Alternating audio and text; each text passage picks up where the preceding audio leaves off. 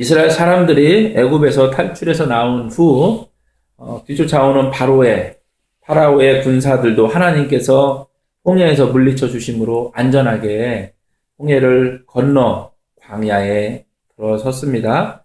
홍해를 건넌 기쁨, 이집트 군사들의 칼과 창을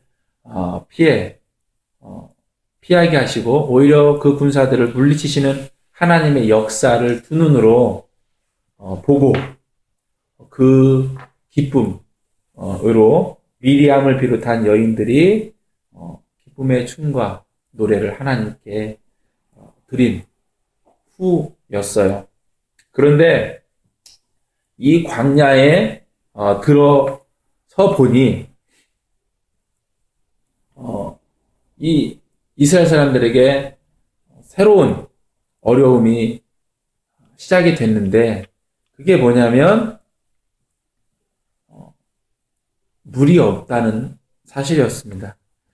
하나님께서 그들을 인도하여서 건너게 하신 홍해를 지났는데 홍해 끝에 다다라 새로 들어간 그 땅은 어떤 땅이었냐면 물이 귀한 땅이었어요. 이러한 땅에서 어떻게 살 수 있겠습니까? 어떻게 해야 이 땅에서 살 수 있을까요? 물이 귀한 땅이니까 당연히 물이 있는 우물이 중심이 될 것이고 혹 매가 있다면, 시내가 있다면, 강이 있다면 그곳이 삶의 중심이 되겠죠. 시내가 없고 강이 없다면 사람들은 우물을 빨리 찾아야 하는 것이 살아남는 방법이 될 것입니다. 이스라엘 사람들도 우물을 찾았어요. 그러나 그 우물물은 마실 수 없는 물이었어요. 쓰다. 단지 맛이 쓰다는 건 아니었을 것 같은데 그때 하나님께서 그 쓴물, 그 우물물을 마실 수 있게 변화시켜 주셨죠. 그리고서는 법도와 율례를 정하시고는 나의 말을 들어 순종하고 내가 보기에 의로운 일을 행하며 내 계명을 들어 내 모든 규례를 준수하면 내가 애굽 사람에게 내린 어떤 질병도 너에게 내리지 않겠다. 나는 너희를 치료하는 여호와다. 여호와 로페라는 말씀을 하셨습니다. 치료자 하나님이라는 말씀이죠. 성경에는 이스라엘 사람들의 대답이 없지만 아마 당연히도 그렇게 하겠다라고 대답했을 것 같습니다. 어쨌든 이 사건 이후 그들은 엘람이라는 곳으로 이동했는데 그곳은 어떤 곳이었냐면 다행히도 너무나도 좋은 물, 쉽게 말해 생수가 정말 좋은 물이 나오는 샘솟는 샘이 있는 곳이었습니다. 하나님은 스스로 치료하시는 분이라고 이스라엘 사람들에게 우리에게 말씀해 주셨습니다. 치료자이신 이 하나님은 처음부터 어떤 말씀을 하셨냐면 생육하고 번성하라는 말씀을 하셨어요. 이 말씀은 성경 전체에서 어떤 말로 요약이 되냐면 사랑하라는 말로 요약이 됩니다. 우리가 잘 아는 하나님 사랑, 이웃 사랑이 대표적인 말씀이 됩니다. 그리고 하나님은 하나님의 말씀을 따르라고 또 가르쳐 주셨어요. 하나님 말씀을 따르는 것은 하나님 말씀을 따르라는 이 말씀은 어떤 말씀이냐면 기본으로 돌아가라는 말씀이에요. 왜 그러냐면 하나님의 말씀은 사랑하라는 말씀 거기에서 파생된 말씀들이기 때문입니다. 하나님은 처음부터 사실 이 말씀 외에 사랑하라, 생육하고 번성하라 이 말씀 외에 우리에게 주신 말씀이 없습니다. 나머지 말씀들은 어떤 말씀들이냐면 생육하고 번성하라, 사랑하라는 이 말씀에서 파생된 말씀들, 그것을 목적으로 한 이후의 말씀들 외에는 하신 게 없기 때문이에요. 이 말씀, 생육하고 번성하라, 사랑하라고 하는 말씀, 이 교훈은 우리가 오늘도 기억해야 하는 말씀, 우리가 실천해야 되는 선한 말씀입니다. 하나님께서 처음부터 오직 생육하고 번성하라, 사랑하라는 말씀만 하신 것은 그것이 사람을 향한 하나님의 단 하나의 기대, 하나님의 뜻이기 때문이고, 더불어서 사람이 사랑하는 일에 미숙하기 때문입니다. 그래서 이웃을 살피라고 말씀하셨고, 어려운 이웃을 도와주라고 말씀하셨고, 심지어 더 나아가서 원수를 사랑하라. 원수라 할지라도 그의 어려움을 보고 웃지 말아라. 좋아하지 말아라. 고 말씀하셨어요. 왜요? 그게 사랑하는 것이기 때문에. 사랑한다면 그렇게까지 해야 된다. 거기까지 사랑해야 된다. 어떻게 우리가 사랑해야 하는지 하나님은 우리에게 말씀하시고 가르쳐 주신 것이에요. 왜 사랑해야 합니까? 왜 하나님 말씀을 따라야 합니까? 사랑하는 것 외에 사랑하는 것만이 다른 사람에게 상처 주지 않고 공격하지 않는 최선의 방법이고 최고의 방법이기 때문입니다. 만물을 잘 자라게 하고 잘 살게 하는 나를 포함한 만물을 그렇게 잘 살게 하는 것 최고의 방법이 사랑이기 때문입니다. 나를 사랑하면 내가 강해져서 잘 살게 되고, 이웃을 사랑하면 이웃을 도와서 잘 살게 도와서 그가 강해지게 되므로 또 잘 살게 되는 것이고, 하나님을 사랑하면 하나님의 뜻을 따라 사는 사람이 되기 때문입니다. 그래서 하나님의 뜻은 사랑하는 것입니다. 그렇기 때문에 사랑하는 것, 하나님의 말씀을 따르는 것이 치료의 방법이고 번성의 방법이 됩니다. 하지만 우리는 사랑을 잘 모르죠.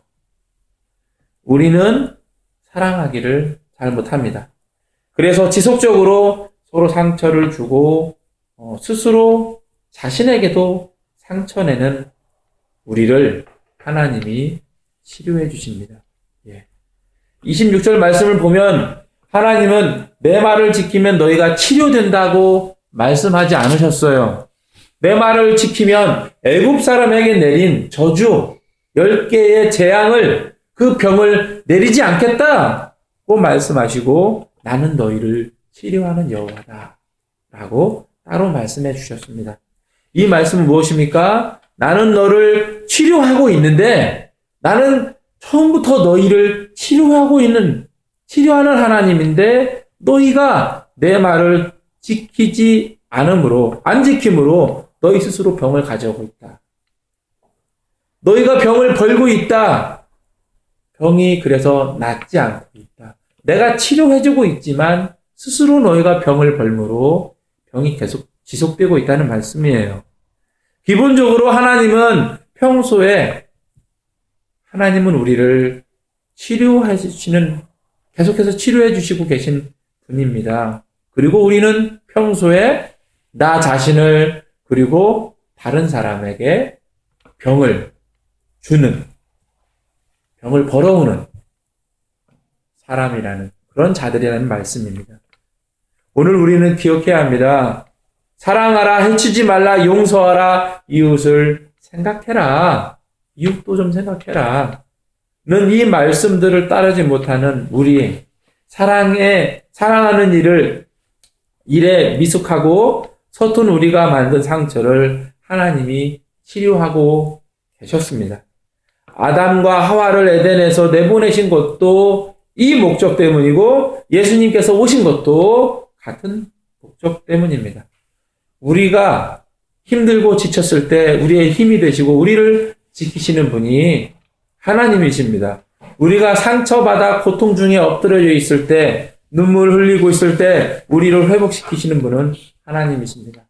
궁극적으로 사랑하는 일에 온전하지 못한 우리를 천국에 들이시고 하나님을 보게 하고 따르게 하신 분이 하나님이십니다. 오늘 우리는 하나님이 치료자 되시고 단순히 자연치료 방법을 알려주신 것이 아니라 하나님께서 적극적으로 치료하시는 분이심을 믿어야 합니다. 알아야 합니다. 하나님은 우리의 안전과 생명을 위해 우리가 지키고 따라야 할 분이신 것입니다. 그러나 우리는 쉽게 잊죠. 하나님께서는 사랑하라고 말씀하신 것을 너무나 쉽게 잊고 하나님께서 치료자 되심도 너무나 자연스럽게 우리는 기억하지 못합니다.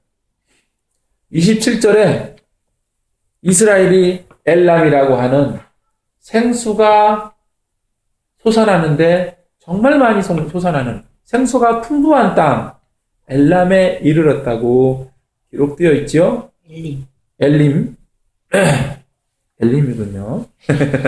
쓴 물이 변화되어 단물이 된 마라. 하나님의 기적을 경험했던, 그러나 엘림보다는 적은 물이었을 것 같아요. 적은 물이 샘솟는 마라를 떠난 이스라엘. 이 사람들이 생수가 콸콸 샘솟는 풍족한 축복의 땅 엘림에 도착한 이스라엘이 하나님을 더 잘 믿었을까요? 이어지는 16장의 말씀을 보면 전혀 그렇지 않음을 알 수 있습니다. 마라에서 물을 변화시키신 하나님을 만난 이스라엘의 기억은 엘림에 도착하자 쉽게 잊혀졌어요. 곧 잊혀집니다. 염치 없게도 그들은 곧 고기를 먹고 싶다고 그리고 하나님의 대자 모세를, 하나님을 나타내는 모세를 비난하기 시작합니다. 그들은 하나님을 대놓고 비난할 수 없었기 때문에 모세에게 비난을 쏟아부었어요. 그렇게 우리도, 그들뿐만이 아니라 우리도 치료하시는 하나님, 우리에게 생명이 되시는 하나님을 잊어서는 안 되겠습니다. 하나님 앞에서 하나님을 믿지 못하고 더 나아가 이어지는 자신도 해치고 이웃도 해치는 그러한 행동을 해서는 안 되겠습니다. 더불어 우리는 하나님을 믿는 것에서 벗어나고 하나님을 오히려 기억해야 됩니다. 이웃을 공격하는 행동을 버려야 됩니다. 하나님의 말씀에 어긋나는 행동을 해서는 안 됩니다. 하나님 보시기에 의로운 행위를 우리는 해야 합니다. 오히려 우리는 그렇게 살아야 합니다. 어려움이 왔을 때, 좋은 형편이 더 나아졌을 때 하나님을 잊는 것이 아니라, 이웃을 공격하는 것이 아니라, 그래서 결국 스스로를 해치는 행동을 하는 것이 아니라 더욱 형편이 좋아지든 나빠지든 하나님을 더욱 기억하고 이웃을 사랑하는 삶을 살아야 됩니다. 그래서 원수도 품을 수 있는 하나님의 자녀로 자라갑시다. 이로써 우리는 건강한 삶, 윤택한 삶을 살 수 있게 됩니다. 우리가 가진 상처, 여러분이 가지고 있는, 마음속에 품고 있는, 아직도 남아있는 쓴뿌리, 가시들 무엇이 있습니까? 하나님이 아직 치료해주지 않고 계신가요? 하나님께 차라리 따지십시오. 내가 버리지 못하고 있다면, 노력을 안 했다면 노력을 해야겠죠. 어쨌든지 하나님 앞에 그것을 가지고 나가십시오. 해결이 되지 않고 있다면 다시 노력하십시오. 용서하십시오. 어려운 일로 인해서 지쳐 있다면 하나님께 기도하고 요구하십시오. 하나님을 믿지 못하고 다른 사람을 해치는 곳으로 가는 것보다 차라리 하나님께 그것을 들고 나가는 것이, 그래서 자신의 모습을 또 바라보는 것이, 직면하는 것이 낫습니다. 하나님께 기도하고 요구하십시오.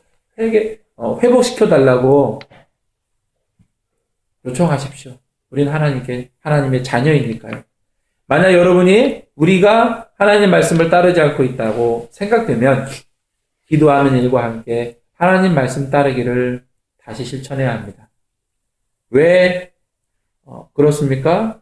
그것이 나를 치료하고 이웃을 치료하고 하나님의 생명수가 내 삶에, 우리의 삶에 넘치게 만들기 때문입니다. 우리를 풍요롭게 하기 때문입니다. 하나님은 우리를 치료하시는 분이시고 처음부터 우리를 그렇게 사랑해 오신 분입니다. 여호와 로페, 나는 치료자다. 나는 너희의 치료자다. 너희가 병을, 상처를 계속해서 만들어내고 있다. 여러분, 우리가 자신을 돌아보고 하나님 앞에 다시 나아가야 됩니다. 치료하시는 하나님 앞에 상처를 불러오고 병을 벌어오는 우리의 행동을, 믿음 없음을 버리고 치료하시는 하나님 앞에 치료받는, 그리고 그 치료를 다른 사람에게도 전하는 교회가 되어야겠습니다. 기도하시겠습니다.